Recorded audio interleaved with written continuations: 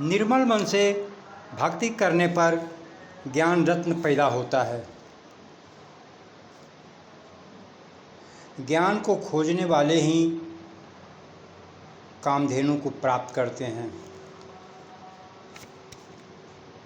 जो मन में सत्य धर्म के साथ विचार किया वही मिला, यही तो कल्प वृक्ष है। हमारे अंदर ही अकूत ज्ञान का भंडार है। जो मौन धारण करेगा उसे ज्ञान प्राप्त होगा।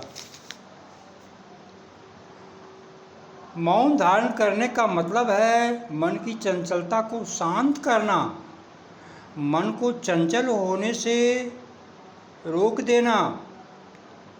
मौन का मतलब ये नहीं है कि बाहर बाहर मौन दिखाई पड़ो और भीतर भीतर तूफान मचा हुआ हो, विचारों का तूफान उठा हुआ हो, भयंकर तूफान उठा हुआ हो। यह मौन होना नहीं हुआ, यही पाखंड है। मन ऐरावत हाथी है। इसके 10 सूंड ही 10 इंद्रियां हैं। सुषुम्ना से अंतर यात्रा शुरू होती है, जहाँ विकारों का अंत हुआ वहीं परमात्म दर्शन होता है। प्रकृति के पार परमात्मा का द्वार।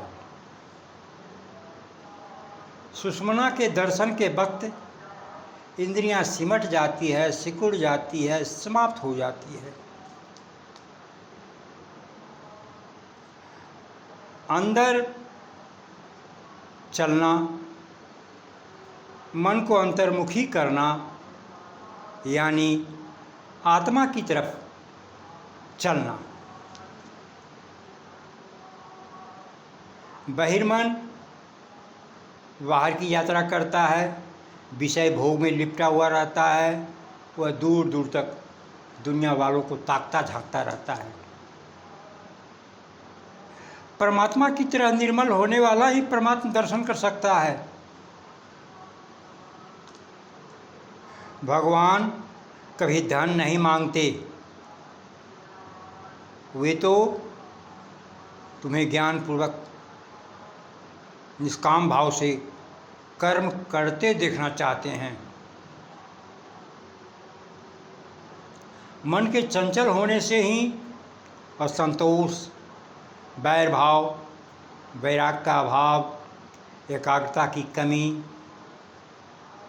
अपने इंद्रियों पर आप अधिकार नहीं होता है। त्रिपुर का मतलब काम, क्रोध, लोभ, और इन तीनों को कब्जे में करने वाला त्रिपुरारी बन जाता है।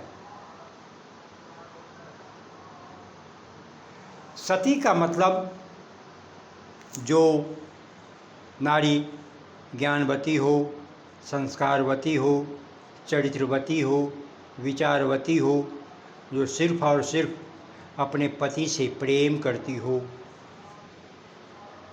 मन जिसका स्थिर हो, चंचल न हो। मन ही रावण है, 10 इंद्रियां ही उसके 10 सिर हैं।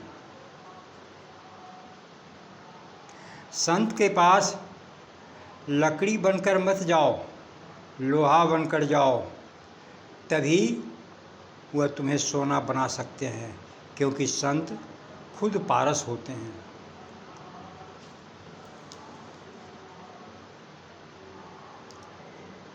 इंद्रियों को जल की तरह नहीं, अग्नि की तरह प्रवाहित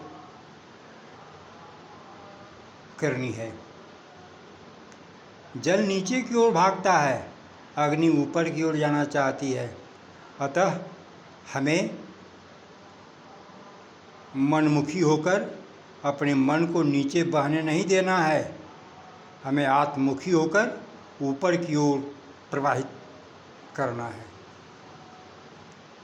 जिस आदमी के पास 3 चीज़ होती है उसे सत्संग का कोई लाभ नहीं मिलता है। नंबर 1 दुष्टता यानी जलन, नंबर 2 कपट यानी छिपाव, नंबर 3 कुटिलता यानी टेढ़े विचार। ओम।